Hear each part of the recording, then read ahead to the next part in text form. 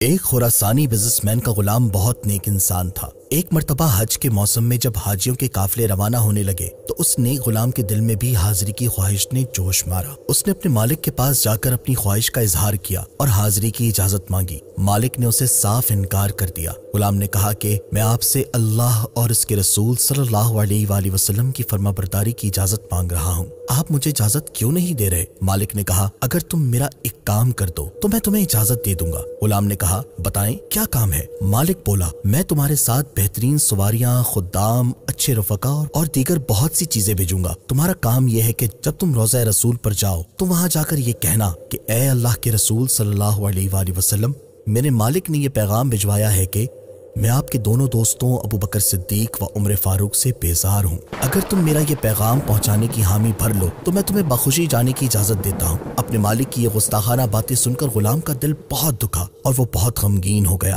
بظاہر اس نے کہہ دیا کہ وہ فرما برداری کرے گا، لیکن اس کے دل کا حال اللہ ہی بہتر جانتا تھا۔ بہرحال وہ قافلے کے ساتھ مدینہ منورہ پہنچا اور دھڑکتے دل، لرزتے قدموں اور پرنم آنکھوں کے ساتھ روضہ رسول کی جانب پڑھنے لگا۔ مزار انور پر پہنچ کر اس نے نبی کریم صلی اللہ علیہ وآلہ وسلم کی بارگاہ میں سلام عرض کیا، پھر شیخین کریمین کی بارگاہ میں سلام عرض کیا۔ اسے اپنے بدبخت و گستاخ مالک کا پیغام پہنچانے میں بہت شرم آ رہی تھی، لہٰذا وہ باز رہا اور مسجد نبوی میں آ کر سو گیا۔ اس نے خواب میں دیکھا کہ قبر انور کی دیوار شق ہوئی اور نبی کریم صلی اللہ علیہ وآلہ وسلم اپنے نورانی چہرے کے ساتھ باہر تشریف لائے اور کہتا ہے کہ آپ صلی اللہ علیہ وآلہ وسلم نے سبز لباس پہنا ہوا تھا اور آپ کے جسم مبارک سے مشک کی خوشبو آ رہی تھی۔ سارا ماحول مشک بار ہو گیا۔ نبی کریم صلی اللہ تعالی علیہ وآلہ وسلم کی دائیں جانب حضرت سیدنا صدیق اکبر اور بائیں جانب حضرت سیدنا عمر فاروق اعظم رضی اللہ تعالی عنہما تھے۔ آپ صلی اللہ علیہ وآلہ وسلم نے اس کی جانب متوجہ ہو کر ارشاد فرمایا، اے عقل مند شخص، تم نے اپنے مالک کا پیغام ہم تک کیوں نہیں پہنچایا؟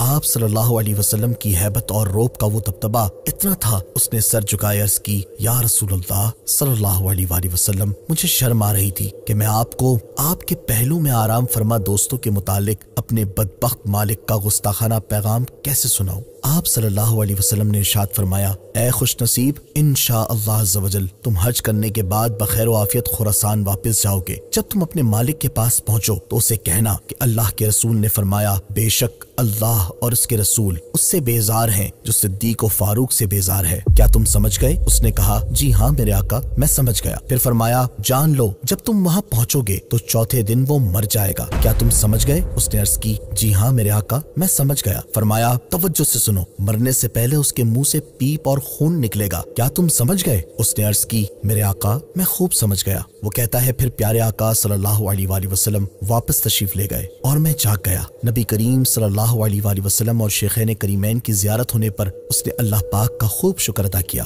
پھر حج مکمل کیا اور آپ صلی اللہ علیہ وآلہ وسلم کے فرمان کے مطابق بخیر و عافیت واپس خراسان آ گیا۔ بدبخت مالک نے 2 دن تک اس سے کوئی بات نہیں کی۔ تیسرے دن وہ پوچھنے لگا، تم نے میرا پیغام پہنچایا یا نہیں؟ اس نے جواب دیا، میں نے تمہارا کام پورا کر دیا۔ مالک نے کہا، وہاں سے کیا جواب ملا؟ اس نے کہا، اگر وہاں سے ملا ہوا پیغام نہ سنو تو تمہارے لیے بہتر ہے۔ وہ کہنے لگا، نہیں، مجھے بتاؤ تمہارے ساتھ کیا واقعہ پیش آیا؟ اس نے واقعہ سنانا شروع کیا۔ جب اس نے یہ بتایا کہ اللہ کے رسول صلی اللہ علیہ وآلہ وسلم نے فرمایا کہ اپنے مالک سے کہہ دینا اللہ اور اس کا رسول صلی اللہ علیہ وآلہ وسلم اس سے بیزار ہیں جو میرے دونوں دوستوں صدیق و فاروق سے بیزار ہے، تو وہ بدبخت و نامراد کہے مار کر ہنسنے لگا، پھر بکواس کی کہ ہم ان سے بیزار ہیں اور وہ ہم سے بیزار ہو گئے، اب ہم سکون سے رہیں گے۔ غلام کہتا ہے کہ اس بدبخت کی یہ بات سن کر میں نے اپنے دل میں کہا، اے اللہ کے دشمن، جلدی تو اپنے انجام کو پہنچنے والا ہے۔ آپ صلی اللہ علیہ وآلہ وسلم کے فرمان کے عین مطابق چوتھے دن اس بدبخت کے چہرے پر گندے پھوڑے نکل آئے اور اس کے منہ سے پیپ اور خون بہنے لگا اور بالآخر ظہر کی نماز سے پہلے وہ گستاخ و نامراد بڑی عبرتناک اور ذلت بھری موت مر گیا۔ اللہ پاک ہر قسم کی بے ادبی اور گستاخی سے ہماری اور ہمارے آنے والے نسلوں کی حفاظت فرمائے، آمین، بجاہ النبی الامین صلی اللہ تعالی علیہ وآلہ وسلم۔